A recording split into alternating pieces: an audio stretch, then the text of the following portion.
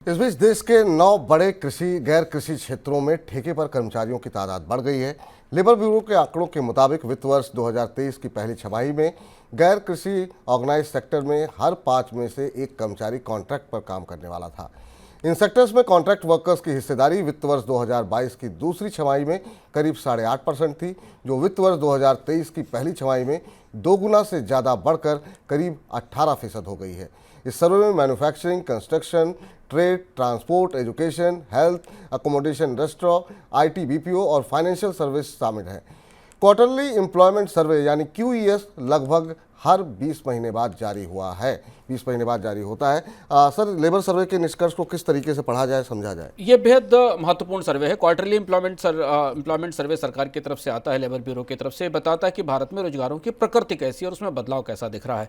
अप्रैल-जून 2021 की तुलना में जुलाई-सितंबर 2022 के आंकड़े हमारे सामने हैं और ये बेहद चौंकाने वाली तस्वीर लेके आते हैं। ये आंकड़े बता रहे हैं कि मैन्युफैक्चरिंग सेक्टर में कॉन्ट्रैक्ट लेबर की संख्या करीब 2 गुनी से ज़्यादा बढ़ी है। उस समय कॉन्ट्रैक्ट लेबर वर्कर करीब 10.40% थे, जो जुलाई सितंबर के सर्वे में 26.88% हो गए हैं। इसके अलावा जो बड़े और सेक्टर हैं जहां सबसे ज़्यादा जॉब्स आते हैं, construction, trade, transport, education, health, hotel और इंफॉर्मेशन टेक्नोलॉजी, यही वो क्षेत्र हैं जहां सबसे ज़्यादा रोजगार आते हैं। और यहाँ एक बड़ा शिफ्ट दिखाई दे रहा है हमें स्थायी नौकरियों की जगह अस्थायी नौकरियों के तौर पर, यानी कॉन्ट्रेक्चुअल जॉब्स की तरफ। ये शिफ्ट अगर आप रोजगारों की संख्या की दृष्टि से देखें तो महत्वपूर्ण है, पर भारत में अस्थायी नौकरियों को लेकर बहुत सारे सवाल हैं, कई सारी सुविधाएं लेबर को नहीं मिलती हैं। ऐसी स्थिति में ये एक किस्म का जो इनफॉर्मलाइजेशन हो रहा है नौकरियों का, वो बढ़ता दिख रहा है। और खासतौर से कोविड के बाद से हमने इसमें तेज बढ़ोतरी देखी है। कई सेक्टर्स में तो विपुल काफ़ी बड़ा नंबर दिखता है। जैसे ट्रेड में व्यापार, जो भारत की GDP में बड़ा हिस्सा रखता है सर्विसेज में, उसमें अप्रैल-जून में केवल 2.40% लोग कॉन्ट्रैक्ट पर काम कर रहे थे। अब यहाँ 10% से ज़्यादा, 11% से ज़्यादा लोग कॉन्ट्रैक्ट पर काम कर रहे हैं। अब यहाँ से बड़ी चुनौती शुरू होती है कि कॉन्ट्रैक्ट पर काम करने में सुविधाएं और वेतन कम होते हैं, पर यह भारत के रोजगारों का एक विद्रूप सच है जो इस सर्वे से हमें निकल कर दिखता है।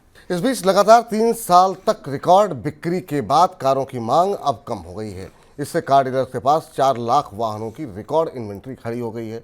उद्योग का मानना है कि इस साल चुनाव संबंधी अनिश्चितताओं, शादी का सीजन खत्म होने और कई प्रमुख बाजारों में हीट वेव की वजह से कारों की मांग में गिरावट आती हुई दिखाई दे रही है।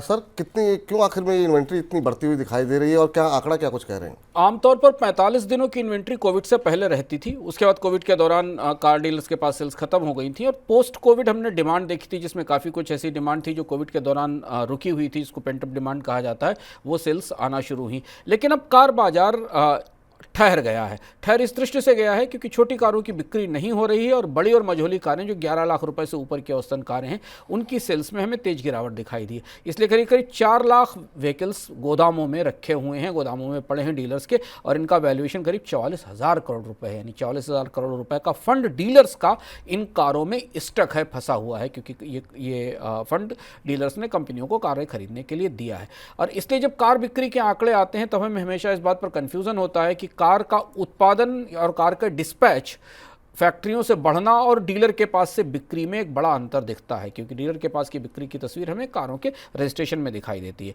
बट अब लगातार ऐसा दिखाई दे रहा है कि कारों की इन्वेंट्री बढ़ रही है। 2018 में हमने इससे पहले इतनी बड़ी इन्वेंट्री देखी थी, 3,62,000 कारों की, जो 4 लाख से ऊपर पहुंच गई है। कार बाजार सिकुड़ा है, बड़ी कारों तक सीमित हो गया है और इसलिए डीलर्स के पास अब हाई करेंसी आइटम या तेजी से बिकने वाली कारें उपलब्ध नहीं हैं।